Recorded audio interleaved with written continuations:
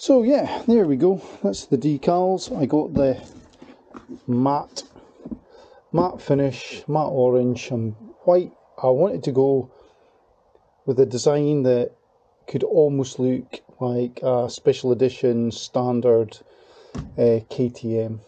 So these are the ones I went with out of the two that I showed you. They cover all the plastics, the swing arm and the tank on my bike.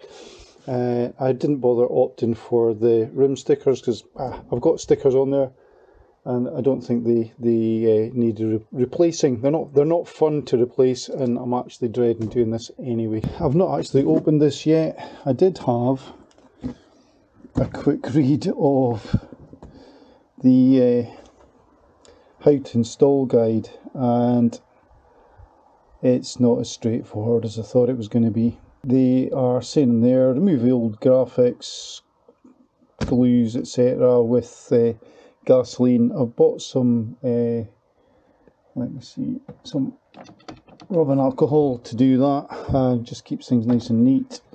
And then it says to use a hairdryer, do not use a heat gun. Guess what I bought? Just for the job, a heat gun, so I won't be using that. Back to using the wife's hairdryer, and it says not to use any sprays or anything like that, and yeah, it kind of goes against everything that I'd read online when I was looking into this stuff. You know, they're saying spray some soapy water underneath so you can move things around and then squeegee any fluids out of the side, heat it up with a heat gun. So yeah, I might end up doing all that anyway, but I'm actually dreading tackling this job. I think it's going to end up taking me a lot longer than I thought. So yeah, got one of these QR codes for the website. Everything's here that I need for both sides of the bike, and it's saying to use a cloth. So yeah, use a cloth while you're installing. So yeah, I'll need to give these a wash. There's a clean one, yeah. So, but I think yeah, first job today, I can do that even although there's all this pollen flying about, is to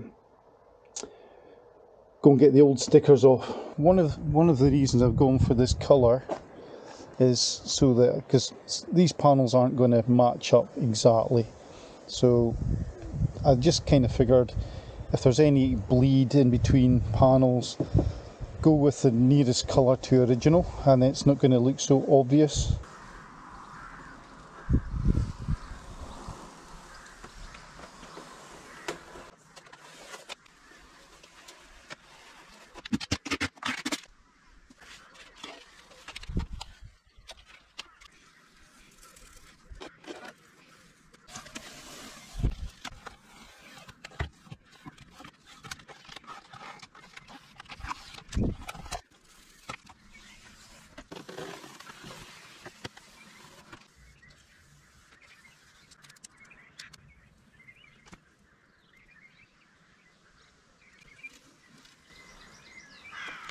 Oh, look at all that gum.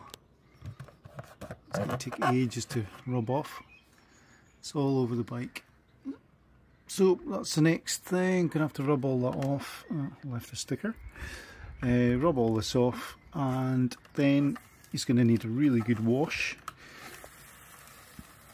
and then another wipe down with rubbing alcohol just to make sure there's no residue left before we can even look at these stickers. Okay, so the rubbing alcohol wasn't doing the trick, so we're back to the old-fashioned way, just using some petrol and a rag. Give it a good soak, leave it for a few minutes while I do something else, come back and then start removing it. So it gums up, kind of pull it in one direction and then pick it off. But why? This is going to be slow and tedious work.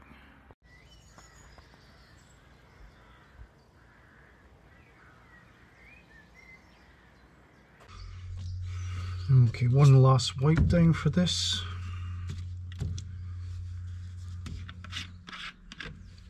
instructions say to attempt a smaller part first, so I'm going to go with the seat cowl, see how we get on with that. I'm trying to do this in little bite-sized chunks because it's quite daunting, and everything I've seen online, a lot of people are wishing they hadn't started it, so yeah, if I've got something nice to look at and I make an okay job of it, it won't be so scary when we get to the bigger parts. Ah, okay. So there we go, that's your layout. I'm not understanding this bit. We'll do these first, so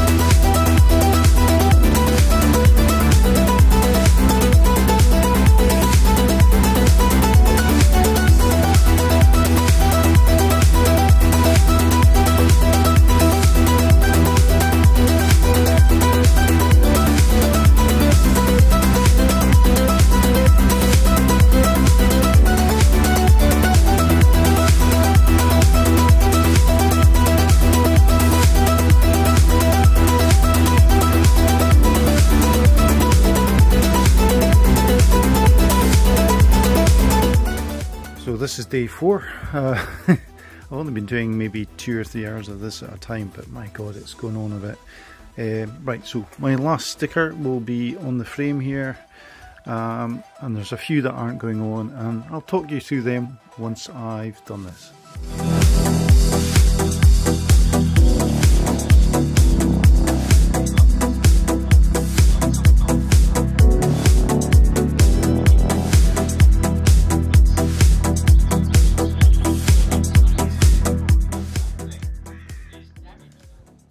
Okay, so that's it, finally finished. It took about 4 days, just doing a few hours here and there in between work and other things, but wow, what a job that was. I was so fiddly. If you've got OCD, you'll love it. I didn't enjoy doing any of that, but I'm very happy with the final look of the bike.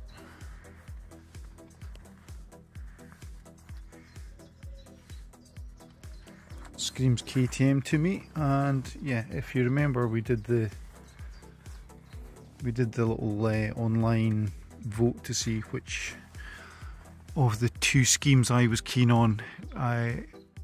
More people preferred the blue one, I preferred this one, and the reason for it is the colours underneath. Obviously I've got an orange tank, so it's just going to go better with the sticker kit if in between all these little panel gaps, because it's not paint, it's little strips of vinyl, so yeah, you're going to get these little gaps between it, and I thought the orange would just hide everything a little better, make the gaps less obvious.